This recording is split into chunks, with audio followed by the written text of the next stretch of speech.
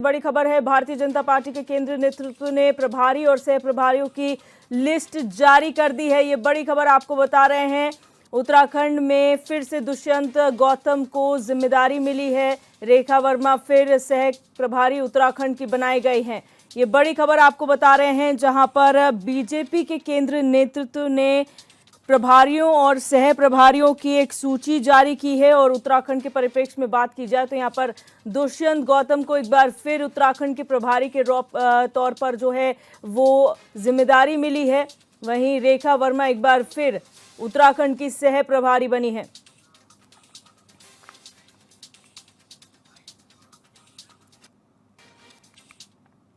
और हमारे संवाददाता अरुण सैनी हमारे साथ लाइव जुड़ चुके हैं। अरुण, बीजेपी ने जो लिस्ट जारी की है प्रभारियों और सह प्रभारियों की, उसमें उत्तराखंड के लिए गया है, क्या लिस्ट सामने आई है?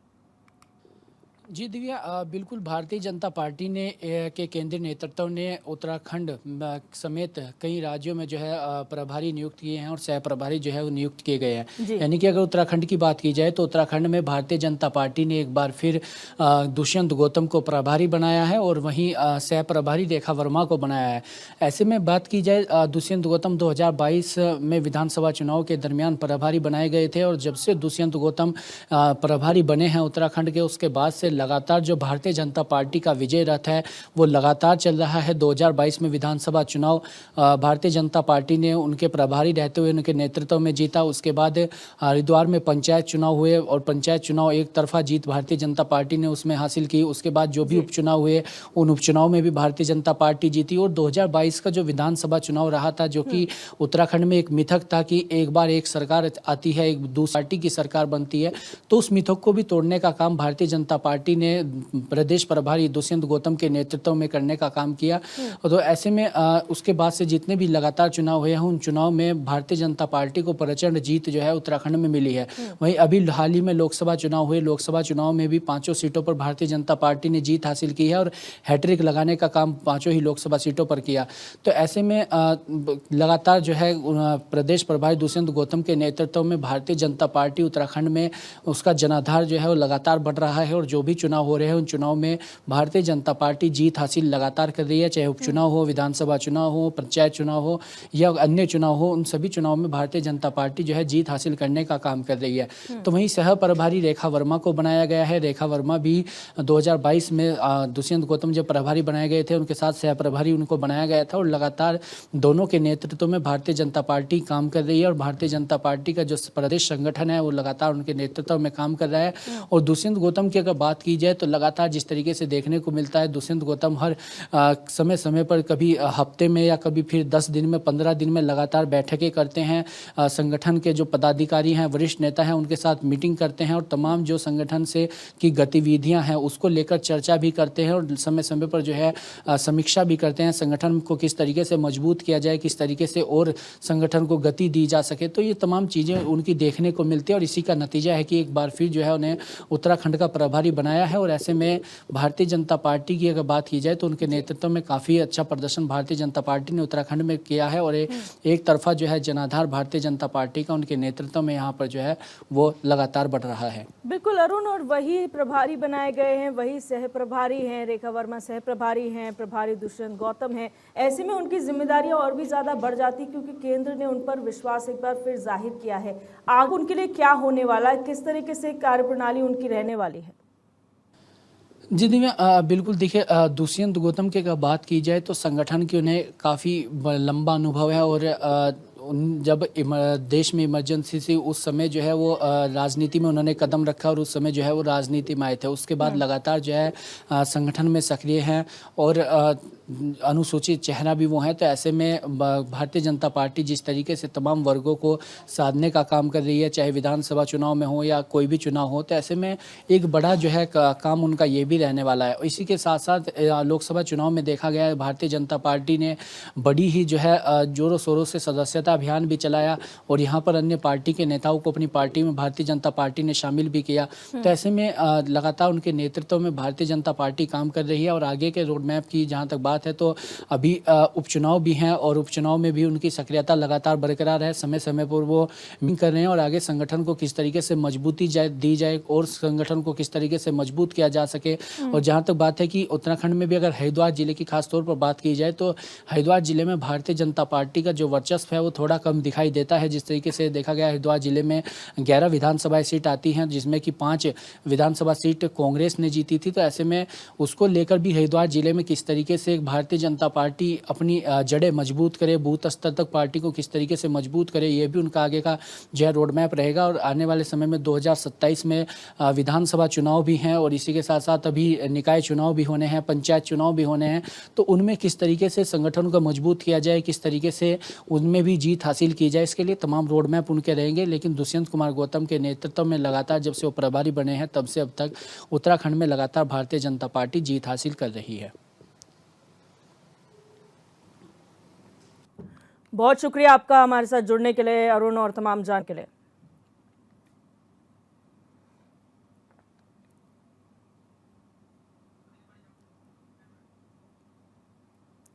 और अब बात करेंगे हाथरस से बड़ी खबर की, जहां सत्संग का मुख्य आयोजक देवप्रकाश मधुकर गिरफ्तार हो चुका है। ये बड़ी खबर हाथरस से जुड़ी हुई आपको बता रहे हैं, जहां पर हाथरस सत्संग जो दुर्घटना हुई थी उसको लेकर ये बड़ी खबर है। सत्संग का मुख्य आयोजक था देवप्रकाश मधुकर, जिसे गिरफ्तार कर लिया गया है।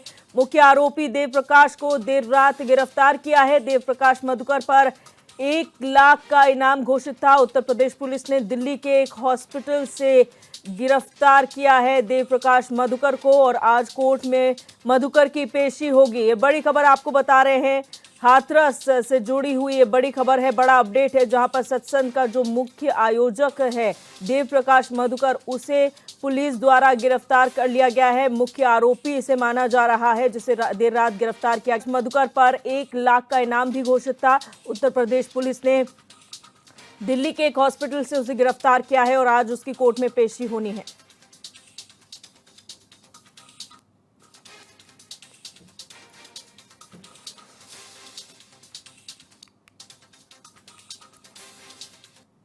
सीएम योगी आदित्यनाथ ने हनुमान प्रसाद पोद्दार कैंसर अस्पताल में कैंसर सिकाई की चतुर्थ अत्याधुनिक रेडियोथेरेपी मशीन का लोकार्पण किया। लोकार्पण करने के बाद उपस्थित जनसमूह को संबोधित करते हुए मुख्यमंत्री ने कहा कि व्यक्ति हो या संस्थान, यदि वो इस समय से अनुरूप नहीं चलेगा तो समय ही उसे पीछे धकेल देगा। सीएम योगी ने कहा कि चिकित्सा संस्थान मेडिकल हेल्थ के क्षेत्र में रोज हो रहे नए अनुसंधान के साथ ही नहीं जुड़ेंगे तो पिछड़ जाएंगे।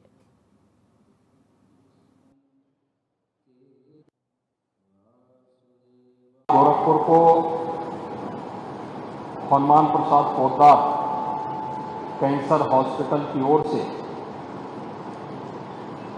कैंसर के उपचार और सिकाई में अत्यंत महत्वपूर्ण वेरियन हेल्सियान जो अत्याधुनिक रेडियोथेरेपी की मशीन है, यह उपलब्ध हुई है। आज से यह अपना कार्य प्रारंभ करते हुए प्रतिदिन 150 कैंसर के जरूरतमंद मरीजों को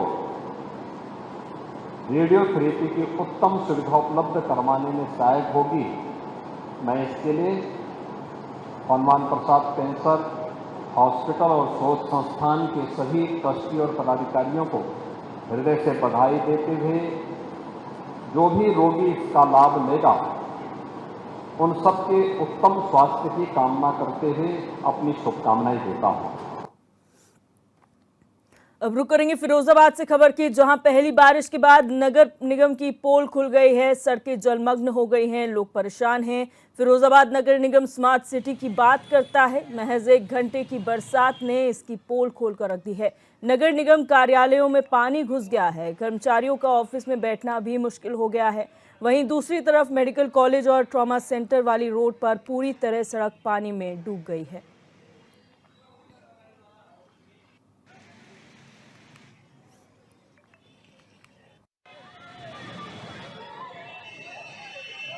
फिरोजाबाद के स्थित इतने बुरे हालात हैं जैसे स्विमिंग पूल के माफिक हो चुका है फिरोजाबाद।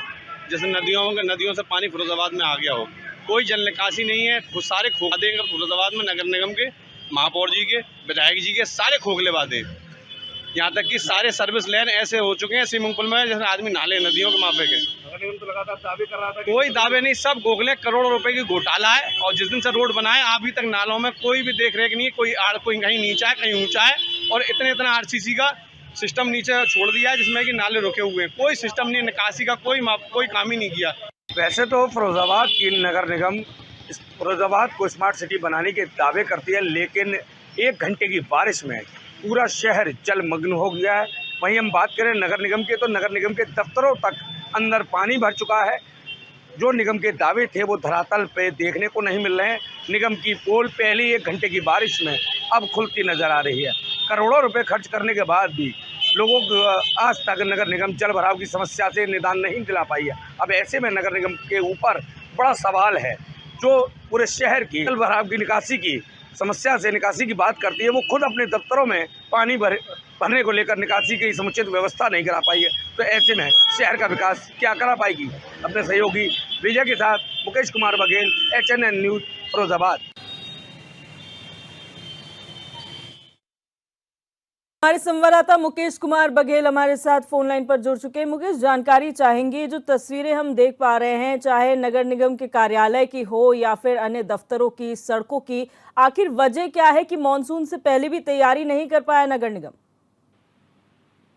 बिल्कुल दिव्या जी, जिस तरीके से फिरोजाबाद के जो हालात हैं, कल 1 घंटे की बारिश में पूरा शहर जलमग्न हो गया। तो कहीं ना कहीं ये जो बरसात से पहले का जो काम होता है कि नालियों की धरातल से लेकर पूरी सफाई हो, जो उसकी पूरी समुचित व्यवस्था है, कोऑर्डिनेशन जो होता है नगर निगम द्वारा, वो नहीं किया। सिर्फ 1 घंटे की बारिश में फिरोजाबाद पूरा जल भराव की समस्या से जूझता हुआ नजर आया। जी, यहाँ पर तस्वीरों में हम ये भी देख पा रहे हैं, जो कार्यालयों के अंदर अधिकारी बैठे हुए हैं, उनके चेहरे पे मुस्कान ये साफ जाहिर कर रही है कि उन्हें इस बात का कोई दुख नहीं है कि उन लोगों ने अपना काम नहीं करा, बल्कि वो इस स्थिति में जो है अपने नाकामी को छुपाने की कोशिश कर रहे हैं। आखिर इन पे एक्शन कौन लेगा और ये स्थिति कब सुधरेगी? बिल्कुल, इसमें कोई दो राय नहीं है कि ऐसी लापरवाहियां आए दिन देखने को मिलती है। कल देर शाम नगर निगम की एक और लापरवाही भी देखने को मिली है कि खुले नाले की वजह से एक युवक ने अपनी जान गंवा दी। उसका शव अभी तक नगर निगम की टीम तलाश कर रही है, लेकिन अभी तक नाले में से उसका युवक का शव नहीं बरामद किया जा सका। तो कहीं ना कहीं इस तरह की लापरवाही फिरोजाबाद में अधिकतर देखने को मिलती है, जिस पे प्रशासन की कोई भी नजर नहीं है, जिससे कोई बड़ा हादसा होने के इंतजार। जब तक कोई बड़ा हादसा नहीं होगा, जब तक अधिकारियों के कानों में जून तक नहीं रहेगी। अच्छा, लोगों को भी हमने यहाँ पर सुना मुकेश, उनका ये कहना है चाहे विधायक हो, मेयर हो, सबके खोखले दावे हैं, नगर निगम तो कोई काम कर भी नहीं रहा है। तो ऐसे में क्या विधायक हो या मेयर हो संज्ञान लिया है इस मामले का? क्या कुछ कहना है उनका इस पर? जिस तरीके से पूरे जल भराव की समस्या के बाद में युवक जो नाले में गिरा है, जिसकी तलाश है, वहां पर सभी मेयर और विधायक पहुंचे हैं और कार्रवाई की बात करते हुए अब नजर आ रहे हैं। लेकिन उससे पहले, जब तक युवक की जान नहीं गई, उससे पहले किसी भी मेयर हो या विधायक हो, उनके कानों तक एक आवाज तक जनता की नहीं पहुंची। जी, बहुत शुक्रिया मुकेश हमारे साथ जुड़ने के लिए और जानकारी साझा करने के लिए। और अब रुक करेंगे लखनऊ से बड़ी खबर की, जहां अवैध अतिक्रमण के खिलाफ विशेष अभियान चलाया जा रहा है। जोन 1 में अतिक्रमण हटाओ अभियान चलाया जा रहा है। ये बड़ी खबर आपको बता रहे हैं लखनऊ से, जहां पर अवैध अतिक्रमण के खिलाफ लगातार जोन 1 में अतिक्रमण हटाओ अभियान चल रहा है। हजरतगंज पुलिस निगम की टीम ने संयुक्त रूप से कार्रवाई की है। अतिक्रमणकारियों से जुर्माना भी वसूला गया है। ये बड़ी खबर लखनऊ से आपको बता रहे हैं, जहां पर लगातार अवैध अतिक्रमण जो हुए हैं उन पर कार्रवाई अब की जा रही है प्रशासन द्वारा। जहां जोन 1 में अतिक्रमण हटाओ अभियान चलाया गया, इसमें हजरतगंज पुलिस और निगम की संयुक्त टीम ने कार्रवाई की है, वहां पर अतिक्रमण को हटाया है। और सिर्फ अतिक्रमण हटाया नहीं गया, बल्कि जो अतिक्रमणकारी हैं उनसे जुर्माना भी वसूला गया है।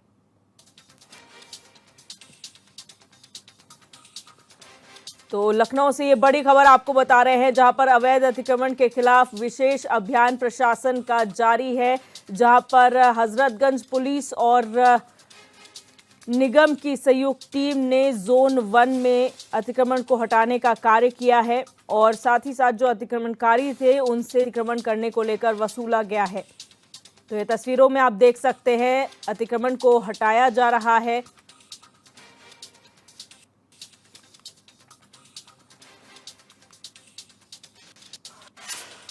और अब रुक करेंगे कानपुर से बड़ी खबर का, जहां नौबस्ता चौराहे पर हत्याकांड का आरोपी गिरफ्तार हुआ है। ये बड़ी खबर आपको बता रहे हैं कानपुर से, जहां पर पुलिस के साथ मुठभेड़ हुई। 12 घंटे में पुलिस ने आरोपी को गिरफ्तार कर लिया है। हत्याकांड का ये आरोपी था जो फरार चल रहा था और नौबस्ता चौराहे पर उसकी गिरफ्तारी हुई है। पहले पुलिस के साथ मुठभेड़ हुई जिसमें पुलिस ने उसे जख्मी किया और गिरफ्तार कर लिया है। आपको बता दें कि 12 घंटे के अंदर ही पुलिस ने इस हत्याकांड का खुलासा कर दिया है, आरोपी को गिरफ्तार कर लिया है। एक व्यक्ति को नौबस्ता बाईपास है, वहाँ पे उप सूचना पर SHO नौबस्ता मैक पोस्ट के मौके पे पहुँचे थे और उन्होंने देखा कि एक व्यक्ति को गोली लगी हुई है। उन्हें चिकित्सा उपचार के हेतु तत्काल वहाँ से एक निजी अस्पताल में ले जाया गया, जहाँ से डॉक्टर के द्वारा उन्हें रेफर किया गया और वहाँ से उन्हें हैलेट अस्पताल में जो बेहतर चिकित्सा उपचार के लिए वहाँ पे ले जाया गया, जहाँ दौरान इलाज उनकी दुखद मृत्यु।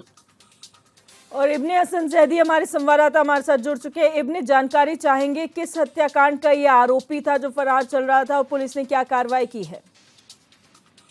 जी दिव्या, देखिए मैं आपको बताना चाहूंगा कि 12 घंटे पहले स्टैंड संचालक स्टैंड को लेकर, गाड़ियों का स्टैंड होता है तो उस स्टैंड को लेकर जो है उसकी हत्या कर दी गई थी। और हत्या करने के बाद जो है अगर हम बात करें तो ठीक 12 घंटे में देर रात को ही पुलिस ने जो है उस आरोपी को जो है अरेस्ट कर लिया। लेकिन अरेस्ट करने से पहले उस आरोपी से उनकी मुठभेड़ होती है, क्योंकि जिस तरीके से पुलिस का कहना है कि उस आरोपी का पता चल गया था और पता चलने के बाद जब घेराव किया तो उसने पुलिस पार्टी को देखते ही फायर झोंक दिया। जैसे ही उसने फायर किया तो पुलिस ने भी जवाबी गोली चलाई और गोली चलाने पर उसके पैर पर गोली लगी है। उसको वहां से लेके हॉस्पिटल पहुंचाया, उसके बाद उसको जेल पहुंचा दिया जाएगा। लेकिन ये एक तरह से अगर देखा जाए तो बहुत ही अच्छा काम बताया जा रहा है, क्योंकि 12 घंटे पहले ही उसने जो है एक व्यक्ति की दिन दहाड़े हत्या करी थी और दिन दहाड़े हत्या करने के बाद से वो फरार हो गया था और 12 घंटे के अंदर पुलिस का उसको पकड़ लेना जो है ये एक सराहनीय कदम बताया जा रहा है। दिव्या जी, क्या इसके साथ और भी लोग सम्मिलित थे, अकेला था और आगे क्या कार्रवाई की जाएगी? जी देखिए, एक आदमी और बताया जा रहा है के साथ था जब पुलिस ने इनको लोगों को घेरा है, लेकिन वो एक आदमी जो है भागने में सफल हो गया जो मेन आरोपी था जी, और वो पुलिस हाथ लग गया है। जी जी, बहुत शुक्रिया जानकारी के लिए। आपने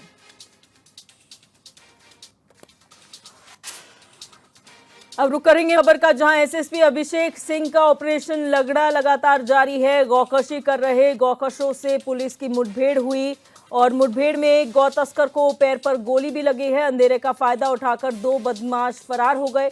घायल से तमंचा, जिंदा कारतूस बरामद किया है। गौकशी के उपकरण भी बरामद किए गए हैं। तो ये बड़ी खबर आपको बता रहे हैं, जहां पर गौ तस्करों के साथ पुलिस की मुठभेड़ हुई है। ये बड़ी खबर आपको बता रहे हैं मुजफ्फरनगर से। एसएसपी अभिषेक सिंह के नेतृत्व में लगातार ऑपरेशन लंगड़ा चलाया जा रहा है और इसी के क्रम में यहां पर एक गौकशी के तस्करों के साथ पुलिस की मुठभेड़ हुई है और एक गौ तस्कर को पैर पर गोली भी लगी है मुठभेड़ के दौरान। वहीं अंधेरे का फायदा उठाकर 2 गौ तस्कर भागने में कामयाब रहे। जो घायल बदमाश है उसके पास से तमंचा, जिंदा कारतूस बरामद किया है पुलिस ने और गौकशी के उपकरण भी बरामद।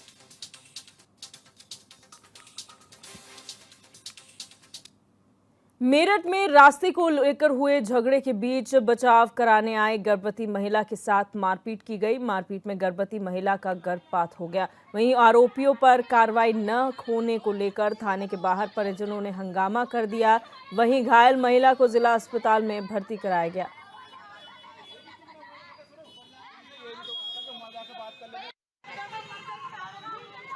ये घर पे थी, घर पे आकर हमला करा। शाहरुख ने कैलेट को बुला के वहीं गली गई हैं। अच्छा, गली गई हैं। एक किसी हाल से थी, 4 महीने का बच्चा था, वो गिर गया। हाँ, तो महिला के लात वगैरह मारी क्या? हाँ, लात वगैरह हाथापाई के साथ करी है। अच्छा, हाँ, 3 दिन वजह थी बस गले में जो है ना रास्ते में उन्होंने वो डाला था मलबा बहुत सारा, उस पर वो दिक्कत होती है मिनीमेट चढ़ाने की। प्याज वगैरह लाते हैं हमारे साले साहब, तो उनसे हो गया था भाई बीमारी हुई थी वहाँ पर भैया हमारा। अच्छा, निकाल के हम काट देते हैं, पीछे से मारा है। किस ने मारा? आदमी ने भी, औरत ने भी मारा। क्या का नाम है उनके मारने वाले? एक लड़की का तो नब्बो है, और एक का फारूक है, एक का शाहरुख, एक नदीम है, एक वसीम। क्यों मारपीट करी उन लोगों ने? हम खेल लाते चलाने के ऊपर प्याज का, वो मिनी मैटर लाते हैं, मिनी मैटर की वजह से निकालते आज डालेंगे, नहीं करने देने के वहाँ से। कितने लोग थे मारपीट करने वाले? कितने सारे थे, तो हम तो बस 3 थे। ये मेरी बहन की बना था, मुझे छुड़ाना आता था, किसी को मार रहा था हमारे बहन के। मामला ये हुआ था, हमारा सामान का ठेला आ रहा था, उनसे कहा, हमने कहा इसे सही कर लो रास्ते को, तो नुकाया जो तुम पे होगा कर लो। फिर भी हम अपने भाई को ले आए, तो इन्हें वारदात हम पे पीछे से करी। किस बात को लेकर हुआ झगड़ा? प्याज पर अच्छा, ऊपर नीचे कर रखा है इसको रास्ते को, और हमने कहा तो नुकाया देना को तुम्हारा गोली मार देगा, ज्यादा वो करेगा तो। कौन लोग हैं? फारूक है, फारूक का लड़का है, बहुत सारे लड़के औरतें। अच्छा, जगह कहाँ है? समर गार्डन, आयशा मस्जिद, गली नंबर 4। अच्छा, थाना गई थी, थाने में क्या हुआ? थाने में हमारी कुछ नहीं सुनी, नुका दिया, नुका ये गुम चोट की बिल्कुल भी कुछ नहीं होएगी। अच्छा, हाँ, थाने गए, फिर वहाँ चौकी भेजे, वहाँ भी हमारी नहीं सुनाई। हम फिर वहाँ गए प्यारे लाल, वहाँ भी नुकाए थे, नुकाया वहाँ ले जाओ। मामला ये हुआ था, हमारा सामान का ठेला आ रहा था।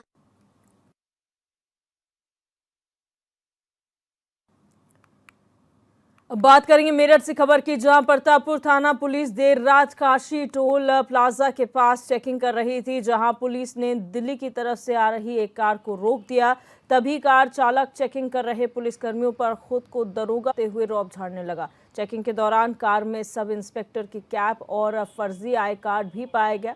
शक होने पर जब पुलिसकर्मियों ने फर्जी दरोगा को कार से उतरवाकर उसकी चेकिंग की, तो उसके कब्जे से एक अवैध तमंचा और कारतूस बरामद किया गया। फिलहाल पुलिस ने आरोपी को गिरफ्तार कर लिया है और पूछताछ की जा रही है।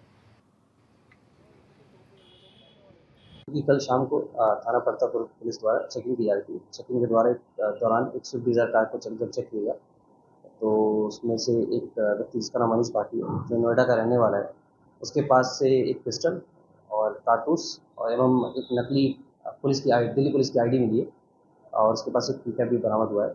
पूछताछ के दौरान पाया गया पूरी तरह से फर्जी है, और ये पिकअप और पिकअप का इस्तेमाल और जो आई कार्ड उसका इस्तेमाल टोल से निकलने का के लिए यूज़ करता था। इस मामले का पूरे मुकदमा सूचना धाराओं में मुकदमा पंजीकृत कर दिया गया तथा जो अभियुक्त है उसको माननीय न्यायालय के सामने पेश किया। असला पकड़ा गया है और अवैध असला है, लाइसेंस है, या इसमें किसी घटना को भी किसी आपराधिक इतिहास है? ये लाइसेंस, अभी इसके पास कोई लाइसेंस नहीं मिला है। अभी जैसे मैंने बताया, पूछताछ जो इतिहास सामने आएगा उसके आधार पर अभी पूरी कार्रवाई। खबर बिजनौर से है, जहां धामपुर से एक दर्जनों ग्रामीणों ने भारतीय किसान यूनियन नेताओं के साथ अफजलगढ़ सिंचाई खंड धामपुर कार्यालय पहुंचकर जेई विपिन कुमार का घेराव किया। इस दौरान दो टूक शब्दों में उन्होंने कहा कि कोटरा नहर का निर्माण अधूरा पड़ा हुआ है। इसके बाद भी सिंचाई विभाग की ओर से हर साल इस नहर में पानी लगातार चलाया जा रहा है, जिससे गजूपुरा और भटपुरा गांव की हर साल संपूर्ण फसल नष्ट हो जाती है। मामले की शिकायत तहसील दिवस में कई बार दर्ज भी कराई जा चुकी है। उसके बावजूद भी सिंचाई विभाग की ओर से इसमें पानी चलाया जा रहा है।